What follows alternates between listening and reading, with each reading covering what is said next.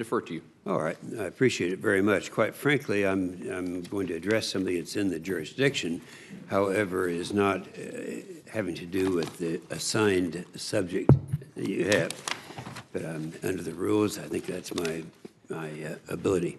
First of all, I want to thank you, Ms. King. You have worked with the committee that I've chaired in the past, and it's been very successful. And I think frankly, during the last, we accomplished more during the last probably 4 years than any of the rest of the committees have in terms of the major pieces of legislation that you have been involved in, talking about things like the Chemical Act, the FAST Act, the Water Act, and the rest of them.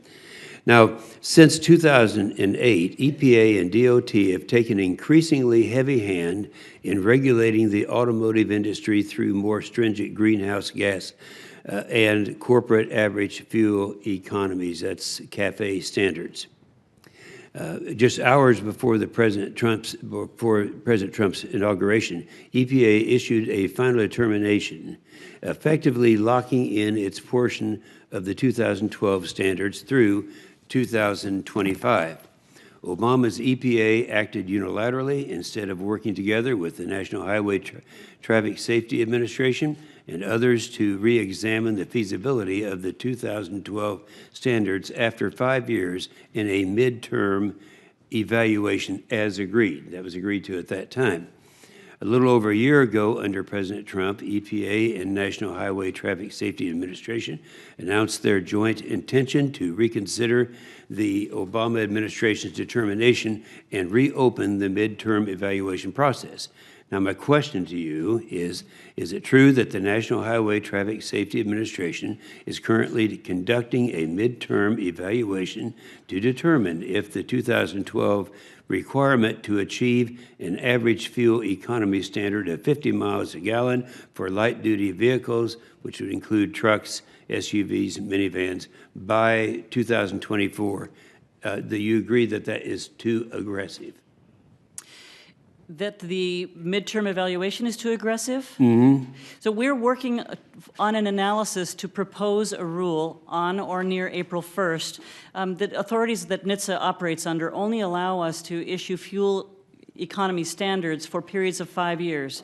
So we have been for quite some time now anticipating proposing the next 5-year period, and we intend to do so. We're working towards that now with expectation of publishing in April. And we're working closely with our colleagues at EPA on the midterm evaluation and to make sure that the federal family is aligned in the path forward. That's good. Now, as you can appreciate, it is particularly important that all stakeholders are at the table and engaging in dialogue to demonstrate that this administration is working collaboratively on this evaluation, unlike what happened in the last administration. So the question I would have is, would you commit to me and to this committee that you will engage with all interested public and private stakeholders as you work on the midterm evaluation?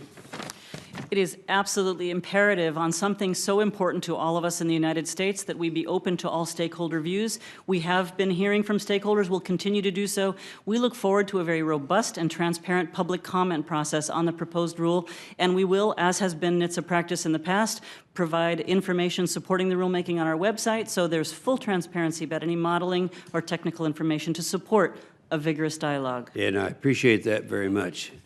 And my last question, today's trucks and SUV make up 2/3 of the vehicles sold, yet these vehicles do not help automakers meet current DOT and EPA regulations of reaching 50 miles a gallon fuel economy by 2025. As such, auto manufacturers are making more and more electrical vehicles and other vehicles American consumers really don't want at a steep losses to try to comply with these rules. Meanwhile, the average age of a vehicle on the road today is 11 years, and new cars are getting more and more expensive, discouraging consumers from buying new vehicles. Now, Congress created the corporate average fuel economy in 1975 because we had a fuel shortage at that time. We no longer have a fuel shortage. But that did not stop the Obama administration from ensuring standards kept increasing beyond the technical feasibility of technology. In the 1975 law, Congress specifically required that the administrations take into account, quote, this is out of the law, quote, economic practicality, unquote, which is obviously cost.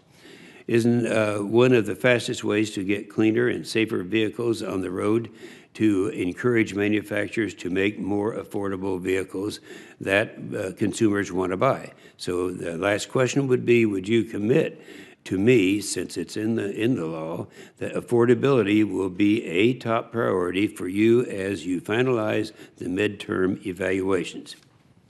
Of course, NHTSA will consider and will propose based on all of the statutory factors, including economic practicability. That's right. That's correct. Thank you very much. I appreciate this. Thank you. You're welcome. Thank you, Mr. Chairman. It's very nice of you. Thank you, Senator Inhofe.